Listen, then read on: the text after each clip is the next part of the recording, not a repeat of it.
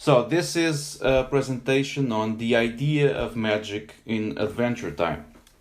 Now, for those who don't know, Adventure Time was an animated series broadcast on Cartoon Network, created by Pendleton Ward. It ran for 10 seasons plus 2 small miniseries from 2010 to 2018. It was critically acclaimed, very influential. It has already attracted some academic attention due to its representation of non-binary characters. And besides its original run, more recently, 4 extra episodes have been streamed on HBO Max, which helped to tie a few loose ends in the original run of Adventure Time. These 4 episodes were directed by Adam Muto, who also worked on the original run of Adventure Time. So, for those who don't know, Adventure Time tells the adventures of Finn the human and Jake the dog in the fictional land of U. U is constituted by a number of kingdoms, having several inhabitants and several different species, and it is explicitly mentioned that the land of U, is this large island continent, actually exists in our own world, but simply a post-apocalyptic world.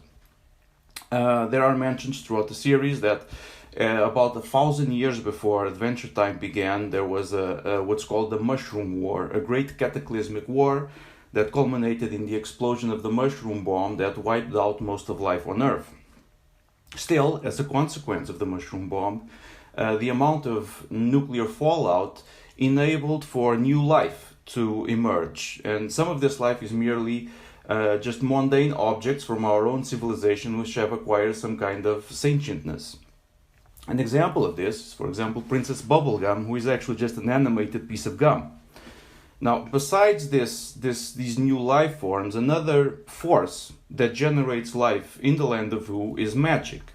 The Land of U is a high magic universe, and other characters have as their origin magic, such as Marceline, the Vampire Queen, who not only is a vampire but also a half-demon.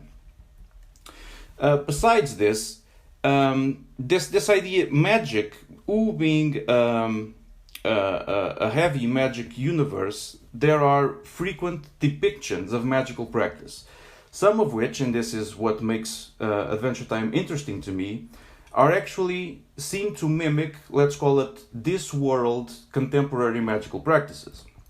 This is an example. This is Peppermint Butler, who is one of the most magically explicit characters in Adventure Time, here performing the summoning of a demon in a magical ritual setup somewhat reminiscent of this world Solomonic magic. And if we observe the figures around him, a bull, a lion, an eagle, and an angel, these are usually referred to as the 4 cherubic beasts, and in Christian symbolism these are the symbols of the 4 evangelists. And in the particular disposition that they are in this image, they also mimic the tarot card of the world from the Rider-Waite tarot. Tarot is also a frequent symbolic source in Adventure Time, with several characters named after tarot cards. And even in this same image, this character here, about to be sacrificed for the summoning of a demon, is reminiscent of the Hanged Man, also from the Rider-Waite tarot.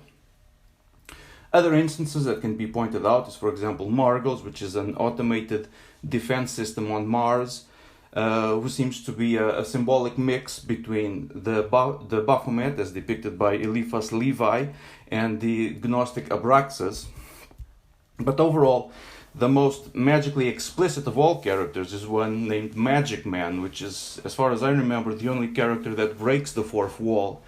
And in the episode All the Little People, Magic Man actually utters the incantation, "Do what thou wilt be the whole piece of law," which is an obvious reference to "Do what thou wilt shall be the whole of the law," which is the maxim of Thelema, the magical religious philosophy of Aleister Crowley from the early 20th century. Now, it should be noted that these narratives, particularly those involving Magic Man, tend to be associated with the artist Jesse Moynihan, who worked on Adventure Time and is himself an accomplished author and comic book artist that frequently derives symbolism from ritual magic and the tarot. Now, as mentioned, even besides these explicit references to magic in Adventure Time, there is an underlying idea of what magic is and how magic functions in Adventure Time. As mentioned, Adventure Time takes place in a post-apocalyptic world that exists after the explosion of the mushroom bomb. The mushroom bomb, besides the radiation that it released into the world, also released the character named the Lich. The Lich is the overall antagonist of Adventure Time, and he is a cosmic entity whose sole purpose is universal extinction. In this sense, the Lich is also referred to as the incarnation of a catalyst comet. Catalyst comets are a cosmic mechanism in Adventure Time that every 1,000 years a comet hits the Earth, and that comet brings about with it great change. The comet that the Lich is the reincarnation of is actually the one responsible for the extinction of the dinosaurs. In the same way, the main character, Finn the Human, is equally the reincarnation of a catalyst comet, but simply one designed for the protection of life. Now,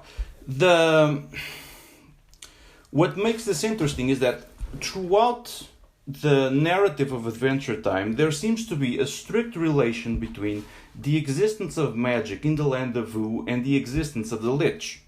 This is further suggested in the episode in Season 5, Finn the Human, when Finn and Jake, while battling the Lich, run across Prismo, another cosmic entity capable of granting wishes. Finn, in a somewhat rash move, wishes that the Lich would have never existed. And this, in fact, generates an alternative universe where simply the mushroom bomb never exploded and the Lich was never created or released. This is explicitly described as a low magic world, more akin to, let's say, an agricultural Mad Max. In this world, there doesn't exist, while the Mushroom War still existed and it wiped out a lot of the life on Earth, magic did not emerge to replace that same life. Similarly, in the episode Element, Patient Saint Pim, a magical user who survived the Mushroom War, equally states that it was a non-magic world back then, so our powers were limited. And this world is crazy, right? You got weird old wizards and talking dogs. Back then we were so stifled. So the existence of magic in Adventure Time is linked to the explosion of the mushroom bomb, which is linked to the Lich. Without the Lich, there is no magic. Now, besides this, there is how magic functions in Adventure Time takes a different dimension. In the episode You Forgot Your Floaties, which is one of the most symbolically complex episodes of the whole original run, you have the character of Betty Groff, who is a time traveler from our own world, and in trying to understand magic, she states that magic, madness, and sadness runs through all magic users. I hung out with scores of them, all displaying varying degrees of magic, madness, and sadness. Studying these symptoms could lead me to their underlying cause. Now, it's interesting, this association between magic, madness, and sadness, because madness and sadness, from a more classical perspective, are, let's say, illnesses associated with the humor of melancholy. Now, for those who don't know, melancholy is one of the four humors of Galenism. Galenism is a medical conceptualization arising from the 3rd century, and it was the dominant one in Europe up until the 17th or 18th century. And it basically states that within the human body there reside four humors: blood, yellow bile, black bile, and phlegm. And the several states of illness or health of the human body are a result of the balance or unbalance of these several humors. Melancholy, the humor we're dealing with here, and all these elements have correspondences in the classical Aristotelian sense. They have all elements, qualities, and astrological correspondences. And melancholy, also referred to as black bile, is an earthly, cold, and dry humor. Focusing on this, the astrological correspondence of melancholy is the planet Saturn. Saturn is by itself a cold, dry, earthly, masculine, diurnal planet. These are some of the same qualities as the humor of melancholy, and overall an enemy of the human nature. In terms of temperament or influence, Saturn is associated with boredom, sadness, melancholy, obviously, anxiety, sorrow, wonder, anguish, loneliness, and isolation. If we focus on the occupations or jobs that people under the influence of Saturn tend to take up, these are scholars, sorcerers, magicians, necromancers, those who open graves, and those who roam among the dead. So we have that not only is magic in Adventure Time associated with melancholy, so melancholy is the humor of the Lich, but melancholy itself is what creates a magical practitioner. So this is a very consistent set of symbols existent in Adventure Time, which all refer back to classical Aristotelian concepts.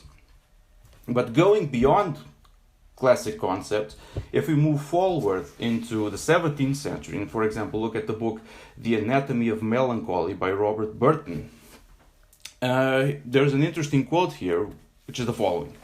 Calgenderandos of Mantua, a famous physician, so cured the demoniacal woman in his time that spake all languages by purging black choler, and thereupon be like this humour of melancholy is called Balium Diaboli, the devil's bath. The devil, spying his opportunity of such humours, drives them many times to despair, fury, rage, etc., mingling himself among these humours. So, not only is melancholy natural humor within the human body, it is one of the physical mechanisms by which, in the Christian concept, the devil might take possession of an individual, possess him, and influence him. This then gives the Lich a certain demonic and even diabolical aspect, as indeed one of the Lich's most recurrent powers is that of possessing and influencing individuals. Now, further exploring magic within Adventure Time, another cosmic entity associated with this is referred to as Golb. This is very rarely mentioned. There are a few mentions to him. One of them being that his presence is felt in every crevice where chaos lurks. So Golb is a primordial entity of chaos, somewhat reminiscent of Azathoth from H.P. Lovecraft, the blind idiot god, the chaos at the center of the universe. The relationship between Golb and the Lich is also explicit, even if not clear. In the episode Whispers, the Lich does say, "While a mortal world doubts and questions, I know exactly what I am. I am the ceaseless wheel, the last scholar of Golb. I am your doom." Now, while this doesn't give us much in terms of the relation or the hierarchy of magic, how this flows from Golb into the Lich, and another episode from Season 6, Gold Stars, equally has the Lich stating, "Before there was time, before there was anything, there was nothing. And before there was nothing, there were monsters." These are referred in Adventure Time as the Primordial Monsters, and while in the original run of the series they weren't all that relevant for the overall narrative, only one of them is a villain at one point, in the more recent Distant Lands series of episodes, one of these monsters, depicted here, is referred to as Kokentepi, and mentioned that, millions of years ago, the usurpers of Wizard City hid his body away to deny and suppress the darkness that had been magic's original power.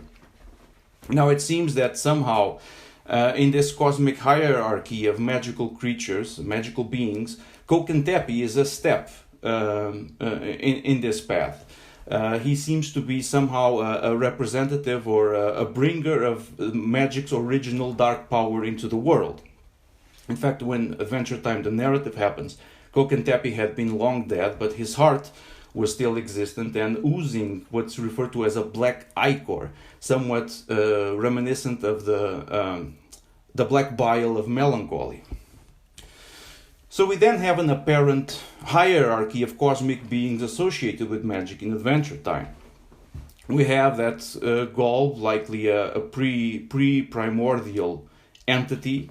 Gaul carries with him the discord and chaos. The primordial monsters, Kokentep in particular, carries magic as this dark power into the world, and the Lich ultimately manifests it as melancholy, the mechanism by which humans can control and be controlled by magic. Now, to sum up, while Adventure Time has a complex mythology which, as stated by Pendleton Ward, is explicitly obscured, its general concepts suggest themselves as being based on long-standing classical cosmological models. From humor theory to astrology, the continuities one might establish between this world notions and those of the land of U create a narrative of multiple interpretations. Yet, whatever these interpretations might be, the central theme of Adventure Time is simply what remains after destruction. How can a planet, a society, or an individual move forward after war, catastrophe, abuse, or trauma? These are frequent themes in the episodes of Adventure Time. Does destruction lead us to appreciate and seek refuge in eternal and indestructible values and beautiful things, such as music, friendship, and heroism? Or does it make us fall into madness, sadness, and possession, the snares of melancholy? In all its appearances, the Lich is an overwhelming force. Its mere presence or words are enough to warp reality and shatter an individual's notion of self. Its corruption is infinite, and the very nature of reality guarantees that the Lich can never be fully vanquished. However, another way of looking at it is that the Lich's corruption, the radiation and magical power he literally exploded into the world, is what enabled this same world to reconstruct itself after the Mushroom War in novel and unexpected forms. Meaning, the existence of the Lich equally guarantees that the world will never be extinguished. Melancholy is a dangerous humor, but not any more dangerous than any other humor when these are unbalanced. While the Lich might be a negative force, the reality and magic that he generates is not inherently evil. It is simply one that requires and even demands balance. And thank you.